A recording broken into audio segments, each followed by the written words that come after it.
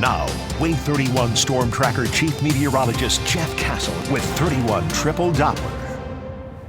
Well, Jeff, it feels like we are being spoiled by the weather today, considering what's coming later. Yeah, there are going to be some changes on the way, as we've been talking about, so hopefully you've gotten everything that you needed to get done, because tomorrow will be a whole different story weather-wise compared to what we've had today. Rain chances, they're back first thing in the morning. We will actually see some wet weather building in overnight tonight. So for the commute tomorrow, kids at the bus stop, you'll need rain gear, and those rain chances stay elevated, 60 to maybe at times 80 to 90% through much of the day tomorrow.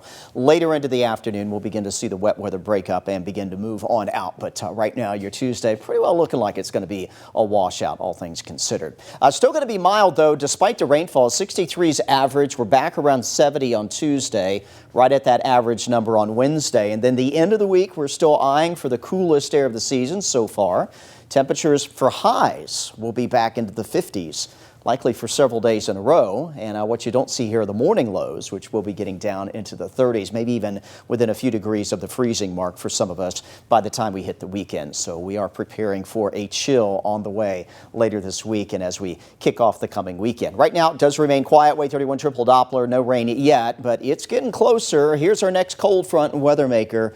Right along the Texas-Louisiana border, the Arklatex seeing some shower and thunderstorm activity, parts of southeast Texas as well. Severe weather threat is here. In fact, there's a tornado watch in effect for portions of Texas as well as Louisiana. And as this front continues to move its way a little closer to us, the shower activity that you should see beginning to move into West Mississippi will be making its way into North Alabama and southern Middle Tennessee, perhaps as early as around midnight or so. And we will continue to get wetter from there through tomorrow morning. Let's kind of track it out for you here. Latest with future radar showing an increase in the cloud cover for the next few hours. And as we hit midnight, may see those first raindrops starting to come in across the shoals. Wet weather will continue to overspread the area overnight tonight.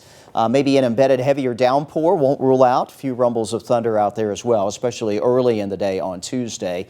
You do see waking up to widespread rainfall in the morning and even through, we'll say, around midday tomorrow. Still tracking some widespread wet weather with some embedded thunderstorm activity, especially I-65 eastward around lunchtime on Tuesday. But then that'll start to scoot on out. By this time tomorrow or so, beginning to see the bulk of the rain exiting. Still some lingering showers across the northeast corner of the state, but those will not last long into tomorrow evening. And heading into your Tuesday night and into Wednesday, we'll begin to clear the cloud cover on out as we get you back to dry and quieter weather for the rest of the week. Then we'll be focused on those cooler temperatures coming on in. Now, I do want to update you on the severe weather outlook. It has been shifted a little bit more to the north compared to what we've showed you the last couple days, but still only includes a small part of North Alabama, basically areas from Haleyville to Coleman. Low-end severe weather risk, 1 on our scale of 1 to 5. Might get a stronger thunderstorm out of this that could bring some gusty wind along with it, but that is the only threat that we are looking at this point in time. So we'll watch that for you, but not expecting that to be a big impact. It's mostly just going to be rain. Rain likely at the bus stop in the morning, 66 out the door.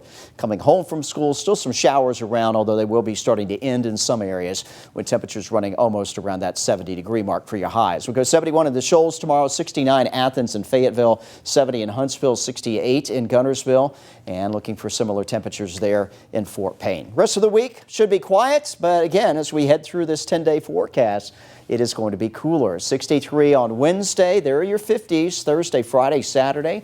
Morning temperatures down in the 30s. Right now, Saturday morning, probably the coldest one. Maybe a few of you that hit that freezing mark to kick off the weekend before we bounce back again into the 60s Sunday and around that 70-degree mark heading on into the beginning of next week as we work our way towards Thanksgiving, now showing up on the 10-day.